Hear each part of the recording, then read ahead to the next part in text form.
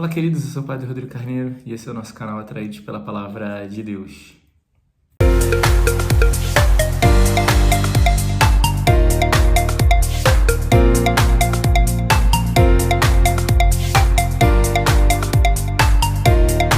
Bem, então seja muito bem-vindo ao nosso canal, você que está chegando aí pela primeira vez e você que já é um atraído pela Palavra de Deus.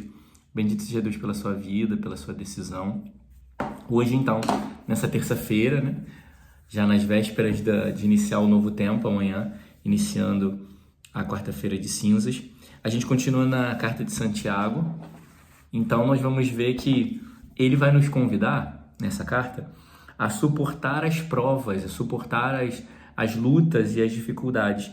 E ele vai dizer que quem suporta vai encontrar uma alegria, a alegria de compreender que eu passei por uma prova e eu suportei a prova, não com as minhas forças, mas suportei com o Senhor. Então, ou seja, eu sobrevivi porque o Senhor foi o meu sustento. E daí vem a alegria, que eu não passei sozinho e que eu sobrevivi com a ajuda de Deus. Então, ele vai, aqui dá até para fazer uma distinção, né? Imagina, a pessoa, ela chorou muitas vezes enquanto passava pela prova, mas chorou nos braços de Deus, no colo de Deus, junto com Ele. Existem outras que estão chorando porque desistiram, porque não foram capazes, porque não tiveram forças, porque só olharam para si mesmas. Então, ou seja, as lágrimas que eu derramo, quando eu derramo essas lágrimas com o Senhor, essas lágrimas elas podem fecundar um tempo novo, fecundar o tempo que está por vir.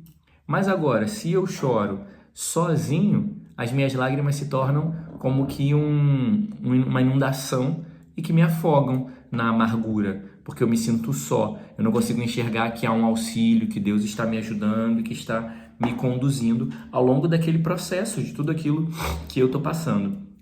A primeira leitura, ela vai falar também de que nós não podemos atribuir e dizer que o mal e às vezes as situações que passamos, elas são como que castigo, ou são como, qual é a palavra que usa aqui no texto? Que elas são como que tentações de Deus. Deus não tenta o homem porque Deus não pode fazer o mal. Mas Ele deixa em nós a concupiscência que nos atrai à tentação. O que é a concupiscência? A concupiscência é como que uma marca, porque o pecado original, ele foi apagado de nós, ele é apagado de nós. A culpa do pecado original é apagada de nós pelo batismo. Mas a concupiscência, que é essa inclinação ao pecado, permanece em nós. Para quê? Para que a gente se recorde de Deus. Porque diante de uma tentação, quando eu sou atraído para uma situação de pecado, quando eu sou tentado, incitado para uma situação de pecado, eu tenho duas opções. Ou eu vou, eu estou muito tentado, eu vou ceder. Quando eu estou muito tentado, eu tenho a opção de ceder, de aderir, de me abrir ao pecado. Mas eu também posso me recordar de Deus e correr para Ele. E entender que diante daquela situação e daquela tentação, eu preciso buscar refúgio em Deus. Pela oração, pelo jejum, que já são práticas que já preparam para amanhã, quando a gente começa a quaresma. Então, pela oração, pelo jejum, pela mortificação, pela ascese, eu corro para Deus e busco a Ele. Eu me lembrava de um exemplo, por exemplo, uma criança, quando ela é muito bem educada e tem segurança nos seus pais, quando acontece algo de diferente, a primeira coisa que ela faz é sair correndo gritando pelo pai e pela mãe. Quando uma criança, por exemplo, se ela tem muita segurança nos pais, ela é muito bem educada e bem formada, quando algum estranho aparece falando qualquer coisa, ela já sai gritando, pai, mãe, porque ela tem uma segurança. Ela não se deixa levar e enrolar por qualquer fala. Assim somos nós. Quando nós temos a nossa segurança em Deus, quando a gente é bem formado por Ele, se deixa formar e educar, quando chegam as tentações, a gente já reconhece que é uma tentação e corre para Deus. Pede a Deus auxílio, pede a Deus ajuda, pede a Deus sabedoria, pede a Deus para que nos oriente, para fugir daquela situação de pecado. Quando eu sou frouxo, fraquinho, não busco intimidade com Deus, não confio plenamente no Senhor, confio muito em mim, eu vou acabar cedendo para a situação de pecado. Uma coisa também que eu sempre costumo trazer é que, por exemplo, cada um de nós temos os nossos pecados mais comuns, né? Os pecados que a gente acaba caindo com mais frequência, vamos chamar assim, os pecados de bolso. E a gente vai lutando e tentando vencer. Só que quando a gente vai vencendo, por exemplo, estou há um mês sem sem cometer esse pecado. Estou há 10 dias, uma semana sem cometer esse pecado. Eu só tenho que tomar cuidado para não me desorganizar. Por quê? Quando eu começo a passar um bom tempo sem vencendo aquele pecado, sem cometê-lo, eu começo a pensar, caraca, eu estou bem. Não, eu estou conseguindo. Quando eu começo a colocar o eu na história, eu estou bem, eu estou conseguindo, eu estou levando de boa, é o primeiro passo para eu cair. Porque eu começo a confiar em mim. E aí chega aquela tentação e eu com a confiança em mim eu vou cair.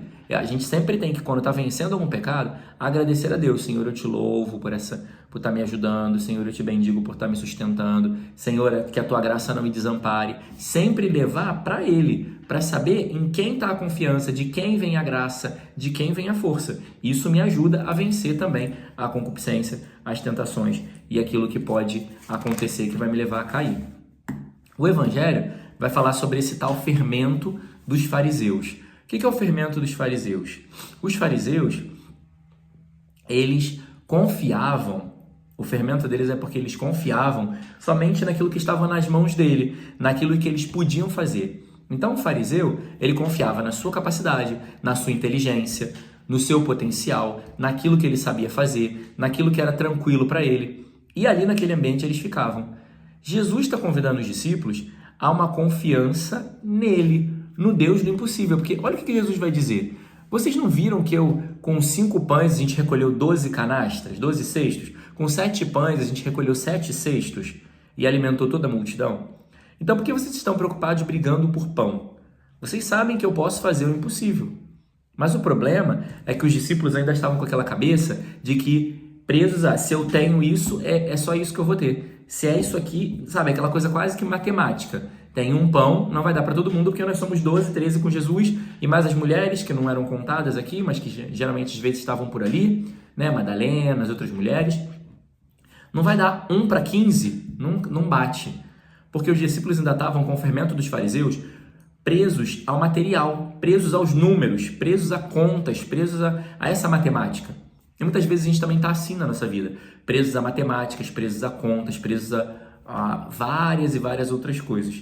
Mas o Senhor, Ele nos convida a ir além, a sair, tirar essa confiança de nós mesmos, tirar a confiança daquilo que a gente está vendo diante dos olhos e confiar nele, no impossível, na obra maravilhosa que Ele pode realizar. Então esse é o chamado e o convite de Deus para cada um de nós. Tirar os olhos de nós mesmos, das nossas capacidades e do que podemos fazer para confiar nele. Senhor, nós te pedimos a graça de uma adesão e uma verdadeira confiança em Ti. Um abandono, Senhor, não abandonarmos-nos nas nossas capacidades, mas nos abandonarmos na Tua grandeza, na Tua misericórdia, no Teu infinito amor. Não pensarmos, Senhor, somente pensarmos no que podemos fazer, mas pensarmos no que Tu tens e pode realizar em cada um de nós. Ajuda-nos, Senhor, a seguir e a caminhar.